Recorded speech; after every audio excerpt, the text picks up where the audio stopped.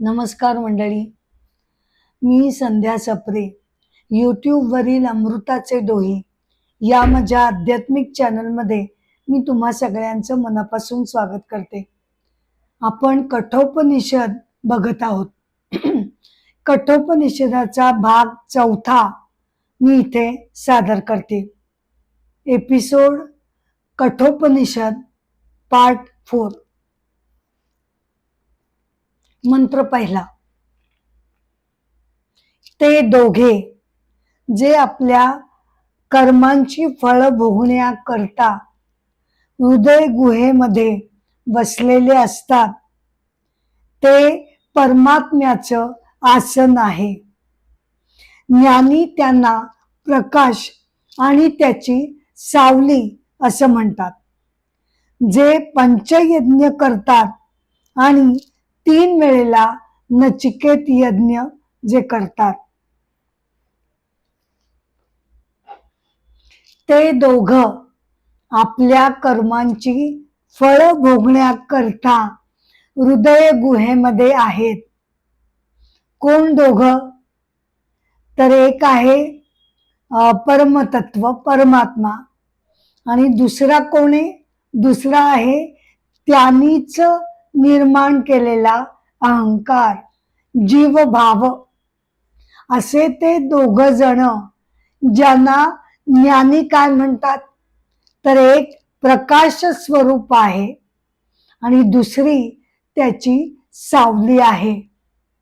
आपण जे अव्याहतपणे आयुष्यभर मी मी मी करणारा हा माझा जो जीवभाव आहे, अहंकार जो आहे, तो दुसरं तिसरं कोणी नसून तो अहंकार परमतत्व जे आपल्यामध्ये विसावलेलं आहे त्याचं ते प्रतिबिंब आहे, बर का. आणि प्रतिबिंबालाच आपण जीवनभर खरं बिंब असं समजून चालत आहोत. मनरूपी आरशामध्ये पडणारं परमतत्वाचं प्रतिबिंब म्हणजे अहंभाव. त्यालाच चिदाभास असंही म्हटलं जातं. चिदाभास ही संकल्पना काय आहे ते आपण अगदी थोडक्यात बघूया. प्रत्येकामध्ये आत्मतत्व जे मनुष्याला जिवंतपणा देतं, सत म्हणजे एक्झिस्टन्स देतं, चित म्हणजे कॉन्शियसनेस देतं, आणि जे ब्लीस देतं, असं जे परमतत्व प्रत्येकामध्ये वसलेलं आहे, ते जर ऑलरेडी सर्वव्यापी आहे, तर पुन्हा एकदा शरीरामध्ये ते कसं काय एंट्री करतं? तर छांदोग्य उपनिषद त्याचा खुलासा करताना असं म्हटलं जातं की बर का, ही जी प्रत्येक शरीरामध्ये आत्म्याची होणारी एंट्री आहे, ती डायरेक्ट एंट्री नाही, तर ती स्पेशल मॅनिफेस्टेशन आहे. म्हणजे काय? तर ते म्हणजे प्रत्यक्ष आत्मतत्वाचं जे ऑलरेडी आहेच, त्याचं ते अहंकार रूपी आरशामध्ये पडणारं प्रतिबिंब आहे. मनरूपी आरसा किंवा अहंकार रूपी आरसा, यामध्ये आत्मतत्वाचं प्रतिबिंब पडतं आणि मन आणि अहंकार यांना ती जाणीव आणि जागृती मिळते. ती ते सगळ्या शरीरभर पोचवतात, म्हणजेच त्याला चिदाभास असं सुद्धा म्हटलं जातं. ओरिजिनल कॉन्शियसनेस, त्याचं मनरूपी आरशामध्ये पडणारं प्रतिबिंब म्हणजे रिफ्लेक्टेड कॉन्शियसनेस म्हणजेच चिदाभास. म्हणजे असं की आपल्याला जे आपण वाचतो, लिहितो, खातो, पितो, जाणून घेतो, ज्ञान घेतो, हे सगळं कशामुळे होतं? तर हे मनातील पडलेल्या जाणीव तत्वाच्या प्रतिबिंबामुळे हे सगळा अवेअरनेस आपल्याला मिळालेला असतो. आपला आत्ताचा जो डे टू डे अवेअरनेस आहे तो रिफ्लेक्टेड कॉन्शियसनेस याच्यामुळे आपल्याला मिळालेला आहे. मनातील कॉन्शियसनेसमुळे आपण हे सगळं ज्ञान घेतो, सगळी कर्म करतो. त्याला चिदाभास असं म्हटलं जातं. चिदाभास आणि अहंकार हे एकरूप होऊन जातात. आरसा आणि त्यामध्ये पडलेलं प्रतिबिंब हे जसे एकमेकांशी एकरूप झालेले असतात. आरसा काढला तर प्रतिबिंब राहणार नाही. या अर्थाने अहंकार आणि रिफ्लेक्टेड कॉन्शियसनेस हे एकरूप झालेले असतात.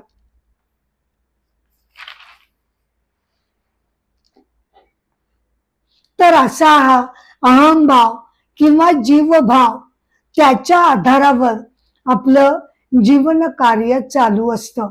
परंतु अहंकाराला जन्म देणारा अहंकाराच्या निर्मितीच्या मागे उभा असलेला परमतत्वाचा आधार आपल्याला त्याची ओळख मात्र होऊ शकत नाही. बऱ्याच वेळा म्हणजे ती होत नाही. याचं कारण त्याच्यामध्ये आडवा आलेला आपला जीवभाव. या मंत्रामध्ये असं म्हटलंय की हे दोघं जण म्हणजे बिंब ओरिजिनल आणि त्याचं रिफ्लेक्शन हे दोघं जण कर्मांची फळं उपभोगतात. पण असं जरी म्हणत असले तरी प्रत्यक्षात मात्र जे बिंबरूपी आत्मतत्व आहे ओरिजिनल ते अकर्ता आहे. ते काहीही करत नाही, ते काहीही भोगत नाही. सगळं भोगणारा, सगळं करणारा, सगळं मी करत स्वतःवर लपेटून घेणारा हा जीवात्मा किंवा अहंकार किंवा चिदाभास किंवा आपलं परमतत्वाचं प्रतिबिंब हे नाचत असतं. आणि हेच जीवनामध्ये काय काय करतं, पंचयज्ञ आणि नचिकेत यज्ञ त्यानं केलेला करावा असं या मंत्रामध्ये म्हटलेलं आहे. वेदकालीन हे उपनिषद असल्यामुळे त्यावेळेला जे प्रामुख्याने कर्मकांड केलं जाईल त्याचा उल्लेख आपल्याला इथे बघायला मिळतो. पंचयज्ञ जे करतात, पंचयज्ञ म्हणजे काय, तर आपली अशी धारणा आहे बघा, उपनिषदांनी किती सखोलपणे केवळ फक्त मनुष्याचाच विचार केलेला नाही. आजूबाजूचे समाज, आजूबाजूचे सगळे फॅक्टर हे सगळेच्या सगळे लक्षात घेतलेले आहे. पंचयज्ञ म्हणजे आत्ताच्या भाषेत जर सांगायचं झालं तर प्रत्येकाच्या बाबतीत आपलं जे स्वकर्तव्य आहे ते स्वकर्तव्य करून त्यांचं ऋण आपल्या परीनं फेडत राहणं. कोणते पंचयज्ञ आहेत? ब्रह्मयज्ञ किंवा गुरुयज्ञ किंवा ऋषीयज्ञ. म्हणजे मनुष्यानं प्रार्थना उपासना करावी, शिक्षण घ्यावं, वेद वेदांग उपनिषद यांचं ज्ञान घ्यावं, हा झाला ब्रह्मयज्ञ. यामध्ये आपण कुणाचं ऋण मान्य करतो? गुरुचं आणि परब्रह्माचं. दुसरा आहे देवयज्ञ, म्हणजे अग्निहोत्र चालवणं, प्रार्थना करणं, उपासना करणं, म्हणजे देवांच्या प्रती कृतज्ञ राहणं, त्यांच्या प्रती कर्तव्य करणं. तिसरा आहे पितृयज्ञ. यामध्ये पितृ म्हणजे आपले आई वडील आणि आपले पूर्वज, ज्यांच्यामुळे आज आपल्याला ही सगळी, त्यांनी जे काही संस्काराचं धन दिलं आपल्याला, जे काही त्यांनी आपल्याला ऐहिक वैभव दिलं असेल, सगळं सगळं त्यामध्ये येतं. संस्कार, नीती धर्मांची जोपासना करणं, व्यवस्थितपणे वागणं, या सगळ्या गोष्टी नकळतपणे आपल्याला त्यांच्यापासून आलेल्या असतात. त्यांच्या प्रती कृतज्ञ राहणं, आई वडिलांची सेवा करणं, मनामध्ये कृतज्ञता बाळगणं म्हणजे पितृयज्ञ. मग त्यानंतर येतो भूतयज्ञ. भूतयज्ञ म्हणजे केवळ मनुष्यांचाच विचार करायचा नाही, तर पशु पक्षी प्राणी हे सुद्धा सगळे समाजाचेच घटक आहेत, आपलेच आहेत. या जाणीवेनं त्यांच्या पण अन्न पाण्याची सोय आपल्याकडून जेवढी करता येईल तेवढी करणं, हे म्हणजे भूतयज्ञ. नाही का? आपण अजून सुद्धा पाणी, नंतर थोडंसं काहीतरी खाणं, हे आपण पशु पक्ष्यांसाठी बाहेर ताटलीमध्ये नेऊन जेव्हा जेव्हा शक्य आहे तेव्हा ठेवत असतो. तर तीच म्हणजे काय, पर्यावरणाप्रती, निसर्गाप्रती आणि इतर घटकांप्रती कृतज्ञता बाळगणं म्हणजे भूतयज्ञ. शेवटचा आहे अतिथी यज्ञ. म्हणजे आपल्या दारी आलेल्या अतिथीचा, पाहुण्यांचा सत्कार करणं, त्यांची व्यवस्थित चौकशी करणं, त्यांचा आदर राखणं, हा म्हणजे अतिथी यज्ञ.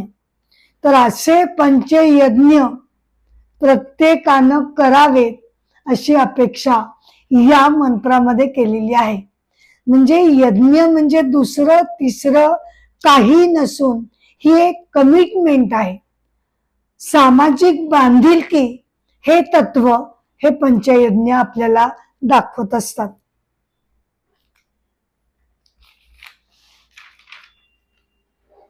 आणि नचिकेत यज्ञ म्हणजे त्यानं जो दुसरा वर मागितला होता की आपण मला अग्निविद्या शिकवावी, तो जो अग्नी किंवा ते जे यज्ञ याग सुरू केले त्याला नचिकेत यज्ञ असं नाव पडेल असं यमदेवतेनं नचिकेताला आशीर्वाद दिला होता.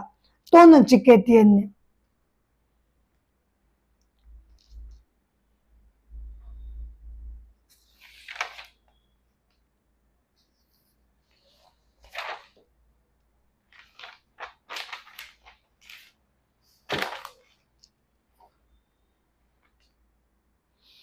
मंत्र दुसरा.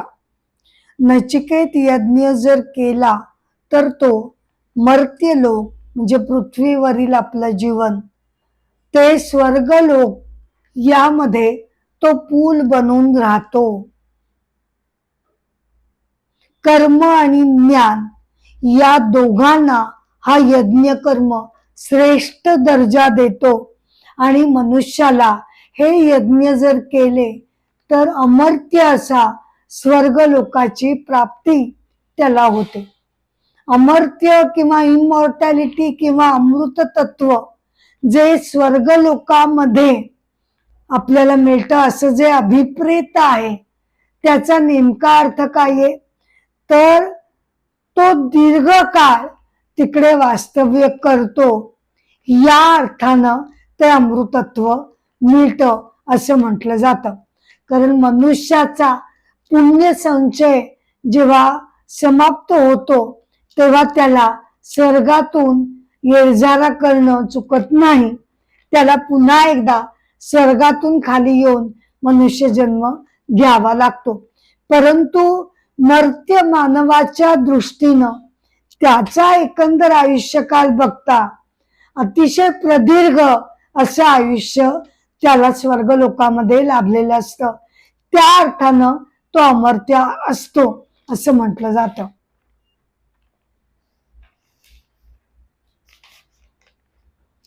मंत्र तिसरा. परमतत्व आत्मतत्व हे या शरीररूपी रथाचा तो मालक आहे आणि बुद्धी ही रथाची सारथी समजली जाते आणि मन हे रथाचे लगाम आहेत. किती सुंदर उपमा दिली बघा. अगदी सगळं स्पष्ट चित्र आपल्या डोळ्यासमोर येतं की शरीर रूपी हे जे माध्यम मला मिळालंय, त्या माध्यमामध्ये, त्या उपकरणामध्ये त्याचा मालक कोण आहे? त्याचा मालक आहे परमतत्व. सारथी कोण आहे? तर बुद्धी. का? कारण बुद्धीनं स्वतःवर विवेकपूर्ण पद्धतीनं अंकुश ठेवावा आणि विवेकपूर्ण रीतीनं त्या रथाचं सारथ्य त्यांनी करावं असं अपेक्षित आहे. आणि मन हे रथाचे लगाम आहेत. मंत्र चौथा. इंद्रिय, त्यांच्या प्रेरणा हे घोडे आहेत आणि विषय हे त्या घोड्यांचे मार्ग आहेत. हा, इंद्रिय आणि ज्याचे त्याचे विषय, म्हणजे ज्ञानेंद्रिय घेतली तर डोळ्यांचा विषय बघणं, कानांचा विषय ऐकणं, असे त्या त्या इंद्रियांचे विषय हे त्या घोड्यांचे म्हणजे इंद्रियांचे मार्ग आहेत. ज्ञानी त्याला भोक्ता असं म्हणतो. जो आतील जीवात्मा आहे तो भोक्ता आहे. तो स्वतःला शरीर मन बुद्धीशी तो जखडून घेतो. आणि नुसतं जखडून घेतो असं नाही, तर शरीर मनाशी तो एकरूपच होतो. आणि हे शरीर आणि मन, त्यांच्या इच्छा, त्यांच्या प्रेरणा या माझ्याच आहेत, अशा पद्धतीनं त्याचं जगणं चालू होतं.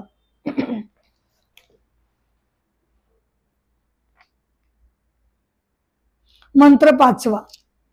ज्याचे मन संयमित नाही, ज्याला योग्य विवेक नाही, ज्याची इंद्रिय उधळलेल्या घोड्याप्रमाणे बेफान होतात. इथेच हा मंत्र थांबलेला आहे. हा, आपल्याला असं वाटू शकतं की असा अर्धवटपणे हा मंत्र इथे का थांबला, तर तसं नाहीये. ज्याचं मन संयमित नाही, कामना, इच्छा, वासना यांच्यावर जो नियंत्रण घालू शकत नाही, आणि त्याला अगदी सार्थ अशी उपमा इथे दिलीये की उधळलेल्या घोड्याप्रमाणे जो जीवनामध्ये भरकटू लागतो, त्याची अवस्था काय होते हे काही कोणी नव्यानं वेगळं सांगण्याची गरजच नाही. तो पारमार्थिक परमेश्वर प्राप्ती वगैरे तर सोडूनच द्या, साधं ऐहिक जीवनामध्ये सुद्धा जर त्यानं स्वतःवर काबू ठेवला नाही, तर उधळलेल्या घोड्याप्रमाणे नाशाच्या दरीमध्ये तो कधी जाऊन कोसळेल हे त्याला सुद्धा कळू शकणार नाही. भगवद्गीता अध्याय 2 श्लोक 60 ते 64 मध्ये अगदी हेच वर्णन भगवंतांनी केलेलं आहे की कामनांमधनं क्रोध, क्रोधापासून जर प्राप्त झालं तर आनंद, नाही झालं तर दुःख, आणि त्या दुःखातून पुन्हा एकदा ची प्राप्ती करण्याची लालसा, आणि त्या लालसेपायी बुद्धिभ्रम आणि मग सर्वनाश, असा सर्वनाशाकडे नेण्याचा आराखडा भगवंतांनी इथे दाखवून दिलेला आहे. आपण कोणी त्या नकाशावरनं जाऊ नये, हीच भगवंतांची त्या पाठीमागची इच्छा आहे. पुढील मंत्र. जो स्वतःच्या मनावर ताबा ठेवू शकत नाही, जो अविवेकी असतो, त्याचे उद्दिष्ट सफल होत नाही आणि तो जन्म मरणाच्या साखळीमध्ये अडकतो. सरळ आहे ना, की काय 100 नाही लाखो कामना माझ्या मनामध्ये आल्या, साहजिकपणे एका जन्मात मी तर काही त्या पूर्ण करू शकणार नाही. मग त्यातला बराचसा पार्ट शिल्लक राहिला. वासना संचय माझ्या कारण शरीरामध्ये जो अतृप्त आहे तो जमा झाला. मग तो पूर्ण करण्यासाठी मला पुन्हा पुन्हा पुन्हा पुन्हा जन्म घेणं चुकत नाही. या अर्थानं या मंत्रामध्ये असं म्हटलंय की अनियंत्रित वासना या पुढील जन्मांना कारणीभूत होतात.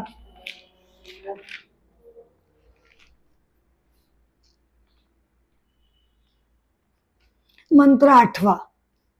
पण जो विवेकपूर्ण पद्धतीनं शुद्ध मनावर संयम ठेवून वागतो त्याला जन्म मरणाचा फेरा त्याच्या मागे लागणार नाही.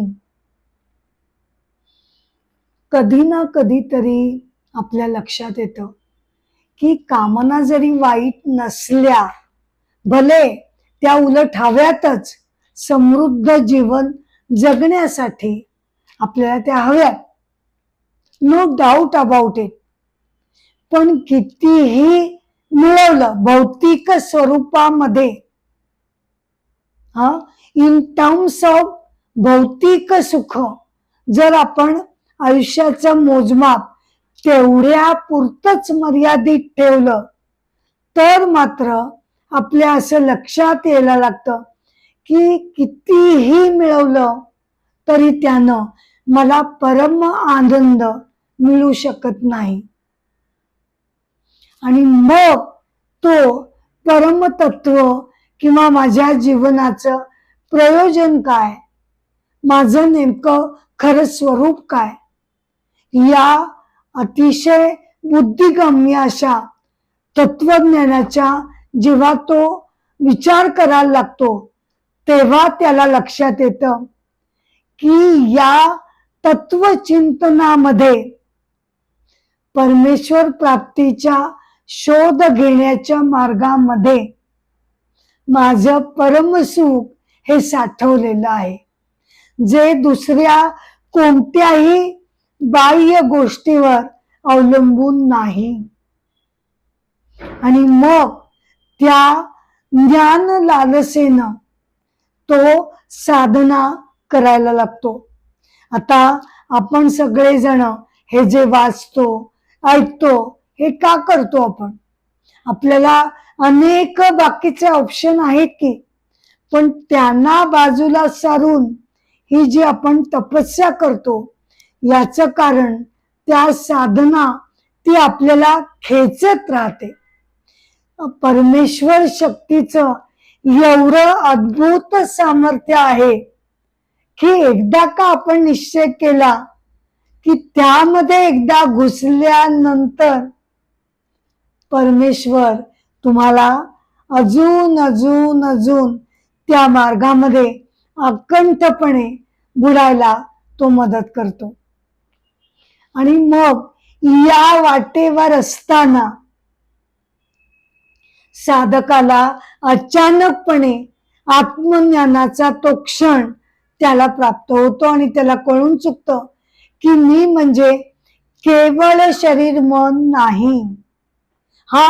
शरीर मन हवं आहे, कारण त्या माध्यमातूनच मी सगळं मिळवू शकते, परंतु ते माध्यम आहे.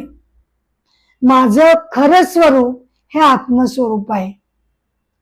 आणि मग एकदा काही जाणीव झाली की मी माझ्या शरीर आणि मन बुद्धीशी जरा थोडस निदान अंतर राखायचा प्रयत्न करतो आणि त्यानं बऱ्याचशा अनेक गोष्टी आपल्याला साध्य व्हायला लागतात. मी असं म्हणेन की प्रत्यक्ष आत्मज्ञान भले जरी मला झालं नाही तरी सुद्धा या ज्ञानाच्या आधारावर मी जरा थोडं जरी माझ्या शरीर मनाचे जे गेम्स चालू असतात, ज्या वेगवेगळ्या डिमांड चालू असतात, त्यापासून थोडं जरी मी अलिप्तपणे त्यांच्याकडे बघायला शिकले तरी बरीच मोठी त्यातली मिराकल्स आपल्या आयुष्यात घडायला लागतात.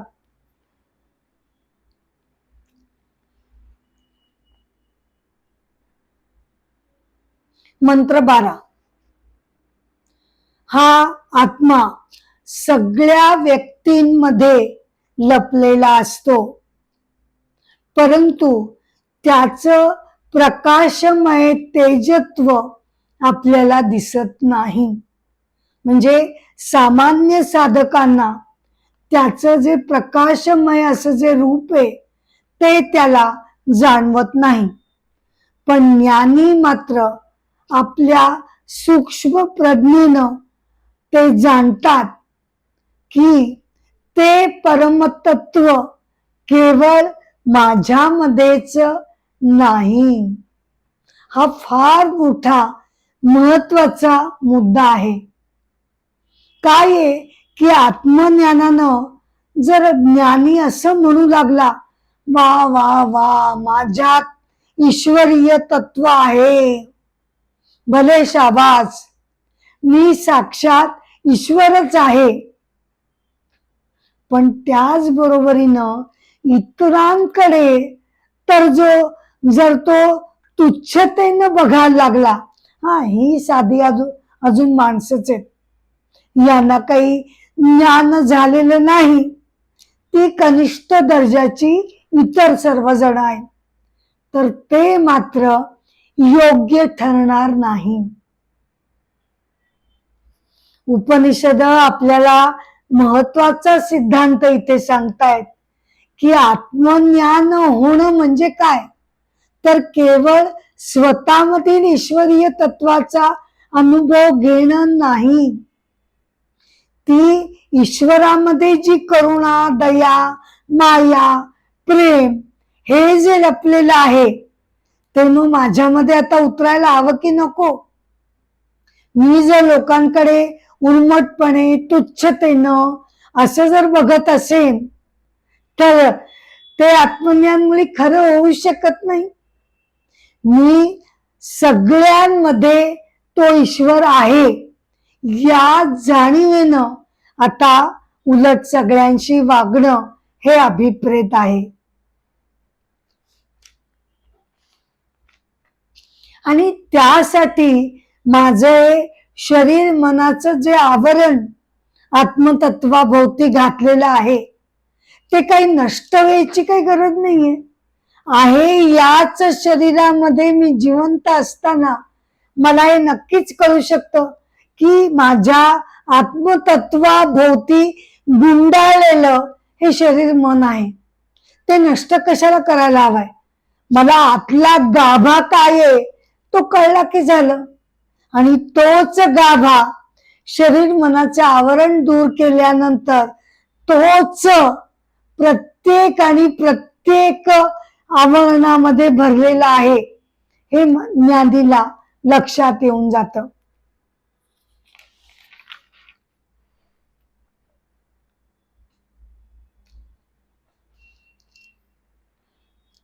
मंत्र 14. साधका उठ, जागा हो, तुझ्या गुरुला अनन्यतेनं शरण जा आणि आत्मज्ञान प्राप्त करून घे.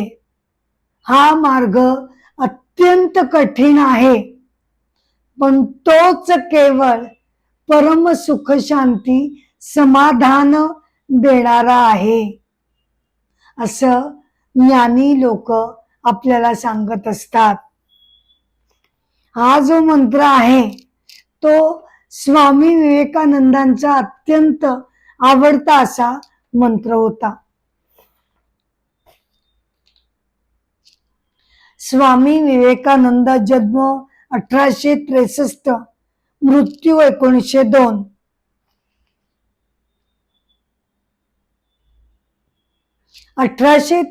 मध्ये ते शारदा माताचं दर्शन घेण्यासाठी आणि त्यांचे आशीर्वाद घेण्यासाठी म्हणून ते तिकडे गेले.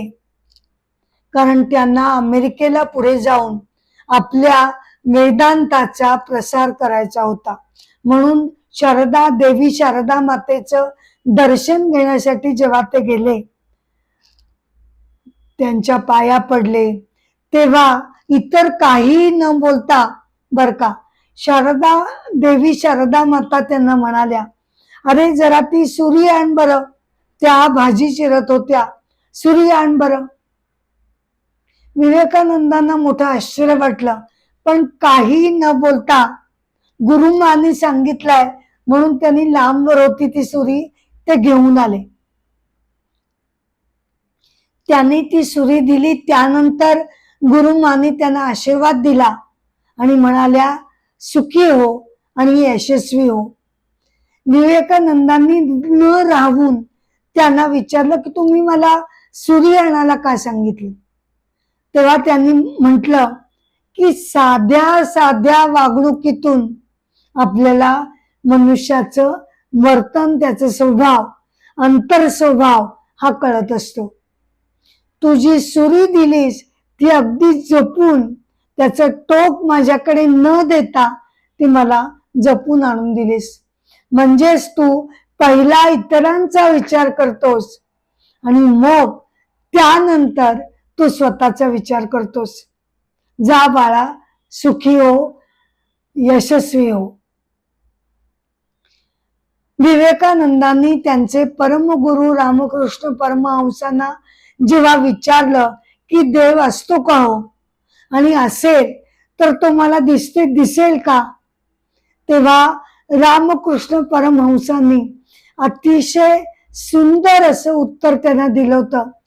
ते म्हणाले, देव असतो, हो देव असतो, आणि तो प्रत्येकाच्या विचारातून, संस्कारातून आणि त्याच्या वागण्यातून तो प्रगट होत असतो. म्हणूनच रामकृष्ण मिशनचं एम्ब्लेम ठरवताना विवेकानंदांनी दोन्ही गोष्टींवर भर दिला. वैयक्तिक मोक्ष प्राप्ती जेवढी आवश्यक आहे साधकासाठी, तेवढंच जगताचं हित बघणं, जगतासाठी आपल्या परीनं आपल्याला जेवढं होईल तेवढं आपण झटत राहणं, हे सुद्धा तेवढंच महत्वाचं आहे. म्हणून त्यांनी एम्ब्लेम ठेवलं, आत्मनो मोक्षार्थम जगत हितायच. तर असे हे स्वामी विवेकानंद.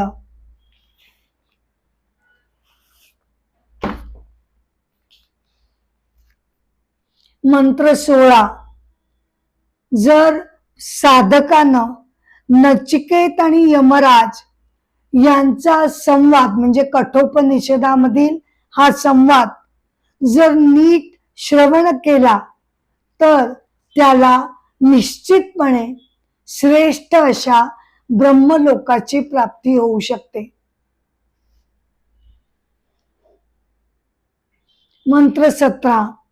जो साधक किंवा पंडित सभेमध्ये किंवा घरी श्राद्ध करताना या कठोपनिषदाचं स्तवन करेल तो अमृतत्व प्राप्त करेल.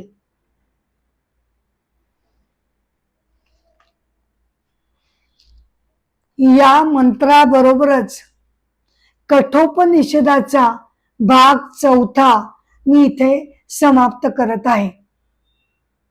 हा एपिसोड जरी इथे समाप्त झाला तरी कठोपनिषदाचे पुढचे भाग मी नंतरच्या एपिसोडमध्ये करणारच आहे. एपिसोडचा शेवट करण्यापूर्वी मी तुम्हा सगळ्यांना नम्रपणे विनंती करते की कृपया तुम्ही अमृताचे डोही या माझ्या चॅनलला शेअर करावं, लाईक करावं, सबस्क्राईब करावं, ही माझी नम्र विनंती आहे. नमस्कार.